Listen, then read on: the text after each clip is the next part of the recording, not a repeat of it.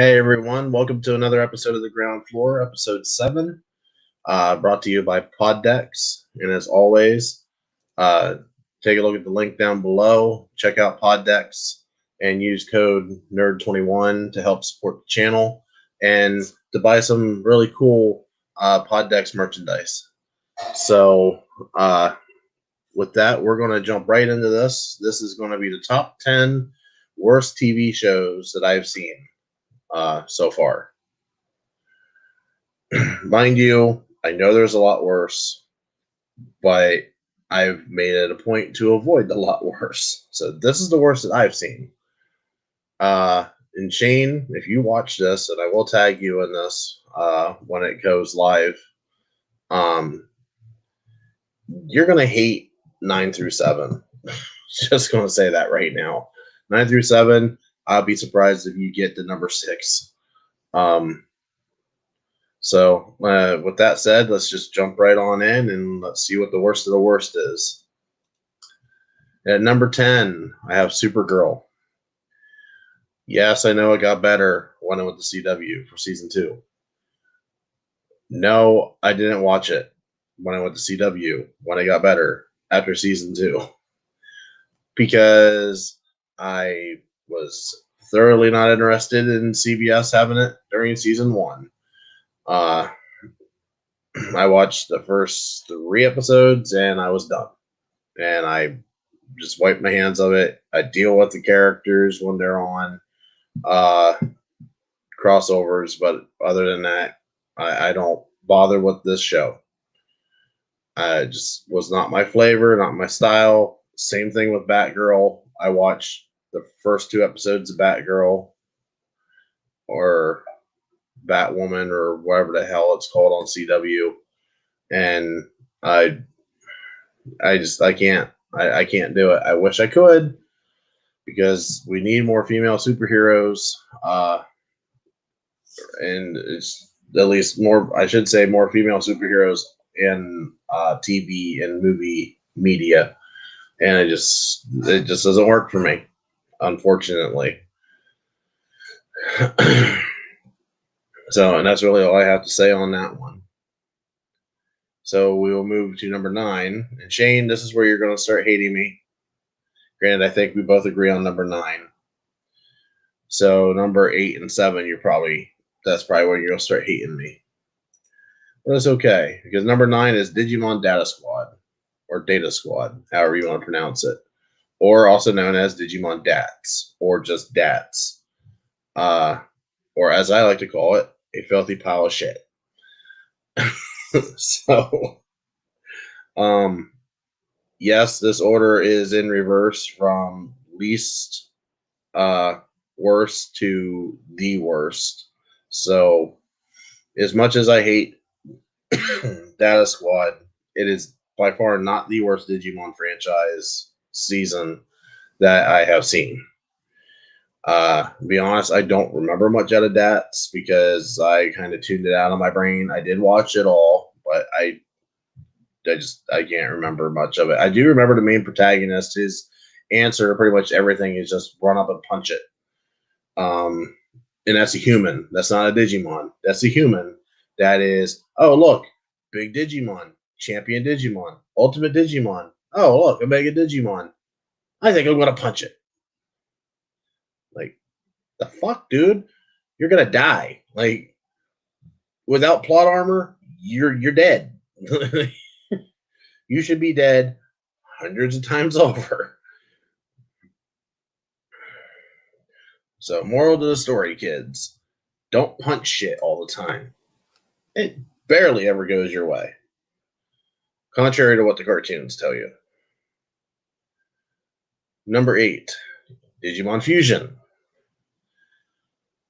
The main character's voice is like nails on a goddamn chalkboard. It does not get better. If anything, it gets worse. I could deal with his Digimon partner. His Digimon partner is kind of cool. The main character, the human, don't even know his name, really don't give a shit. I want to kill him. I want this guy to die because his voice is To steal a line from Lord Slug Team 4-Star Edition, it's like a drill in one ear and a drill in the other, and it meets in the middle.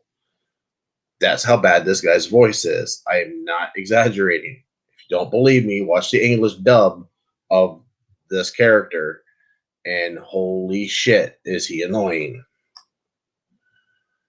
That in the show just was kind of somewhat hard to follow because it was kind of all over the place there for a while before it finally got its main storyline going. And by that point, I was kind of tuned out because of the main character. So that's why that's on this list. Number 7, Digimon Tamers. For those that do not know what Digimon Tamers are, because you probably know this is Digimon Season 3. This is right after Digimon Adventure, both seasons 1 and 2. This has no bearing on the Digimon Adventure story at all. The only connection to the Digimon Adventure story that it has is that actually it's kind of interesting concept. They make it like it's your world, like the world that I'm in, the world that you're in, is the world that these characters are in. And Digimon was a TV show. And just like it is for us. And they have the card game, and they're playing the card game in the playground, and they're playing it at school, and it's all fun, and there's no harm to it. And then all of a sudden, that's when everything goes off the rails, and the card game turns into reality. And it's an interesting concept to watch. The first 4 or 5 episodes is kind of interesting. It's definitely got me intrigued. I'll be honest, this one had me intrigued for quite a while. And then we got to the digital world, and it still had me intrigued. Very good storyline. We had consequence to action. Digimon died. They didn't come back. They just stayed dead. There was no reanimation. Let's go back to the Digi-Egg format, like there was an adventure. When you died, motherfucker, you're dead. Like, that's it. Game over. Just like it is in real life. And I liked that. That was a very ballsy thing to do for a kid's anime. And I enjoyed that thoroughly. The reason that this is on my list at number 7 is the final arc killed this show. Totally slaughtered it. Let's make the final villain, a big red fucking blob in the middle of the city that's going to ingest all of the digital data in the whole real world. And that's it. And the way, if I remember it, you kill it is you got to get to the center and kill the kernel. And when I say kernel, I mean like a popcorn kernel, not as like a kernel as in like military. Just a popcorn kernel with one of your secondary turn into main character. One of your secondary characters turn main characters about halfway through the season, being at the center of everything, and it ends up being her. It's a manifestation of her depression, if I remember correctly. It tries to be deep with that, but it just falls flat, unfortunately. That's why this is at number 7. Great show, great premise, great ideas, very piss poor execution at the end. Should have been a better villain. So, with that being said, we will move on to number 6. We're going to hit 2 guilty pleasures right here back to back for me. Legend of the Seeker was a BBC show. Holy shit, that's hard for me to say. But it came out at the same time as the movie. I want to say it was The Seeker. I think that's what the movie was called. And everybody confused the show and the movie, because I know I did. I know there was a lot of other people that did too. I don't remember what year this came out, but I do know The Seeker and Legend of the Seeker came out in the same year. I think it was months apart from each other. This show actually had promise. And unfortunately, the reason why it's on this list is because it only got 2 seasons and it ended on a cliffhanger. And I don't remember what the cliffhanger was, but I do know it was a good one. And it never got resolved. So it's based off of a book series too, if I recall correctly. This is one I wouldn't mind seeing like somebody like Netflix or Amazon pick up and run with and make happen. So hopefully somebody picks it up in the future and actually gives it a good go. Otherwise, it stays here in the middle of the list of bad shows that I've seen because there's no resolution. Number 5, another guilty pleasure is The Magicians. This is basically adult Harry Potter. You want to say it's adult Harry Potter and it's adult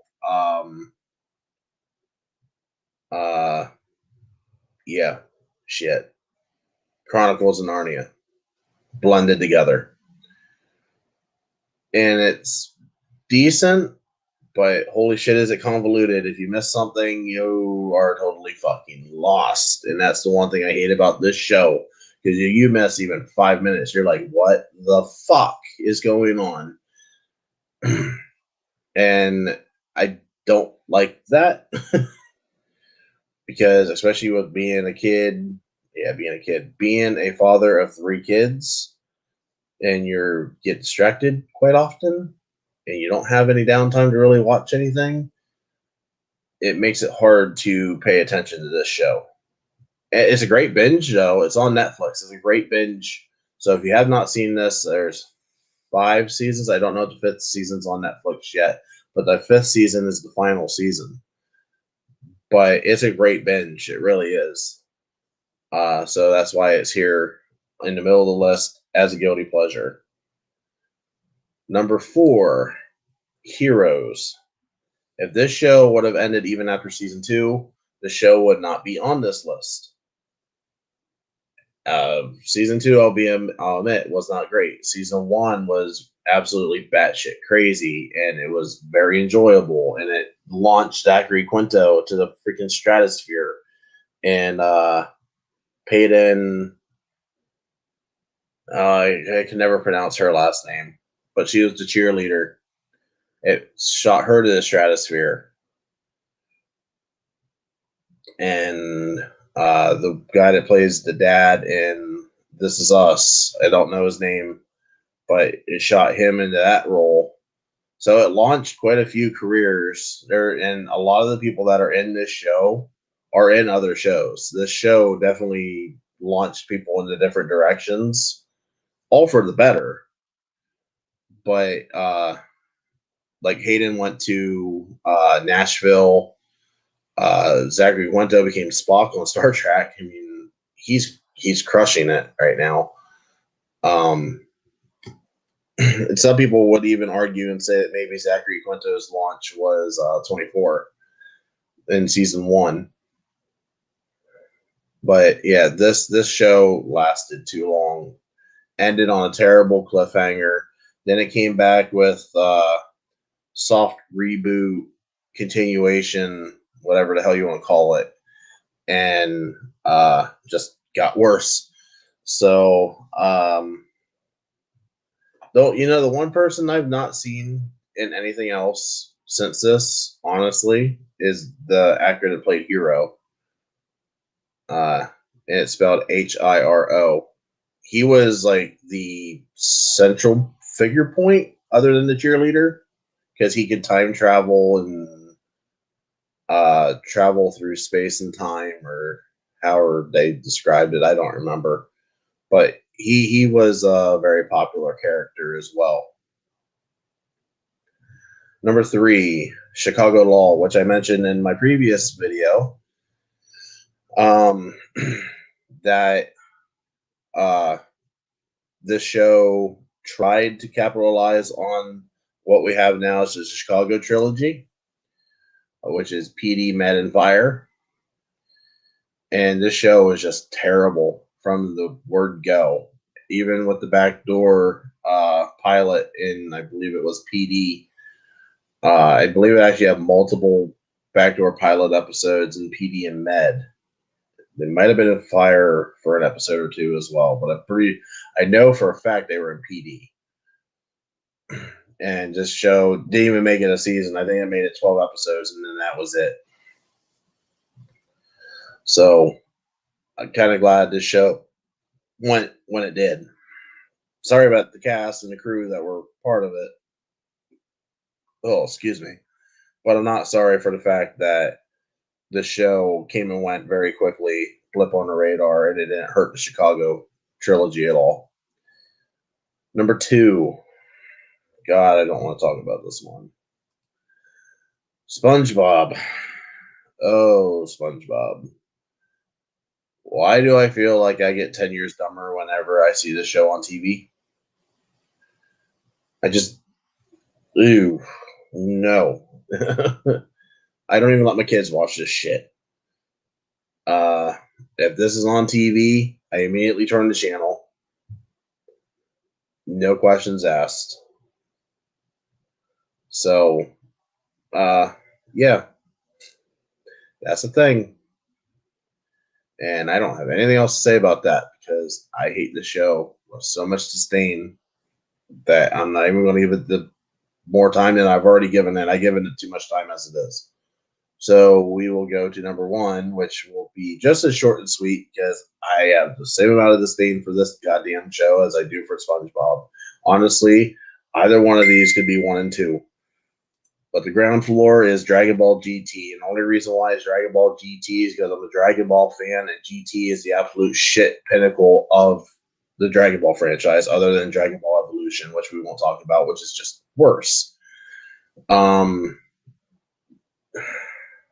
Very short series. Thank God. Great ideas. Great arc ideas. Problem is the arcs that had the great arc ideas were 3 or 4 episodes long. It's not a fucking arc. It's a mini series. If you even want to call it that. I mean, 4 episodes, 30 minutes apiece, that's a 2-hour movie. So basically you put 3 movies together, or 2 movies back to back in GT before you went for the final arc with the dragons. And don't even get me started about the baby arc, because that was so fucked up the way they released all of that. But yeah, GT is the ground floor today, and it's not a good thing. This is the ground floor to the pits of hell. So with that, I would like to say thanks for watching. Catch us next week. Next week's episode will be top 10 horror movies that I have seen. So stay tuned for that. And we will catch you next time. Have a good day.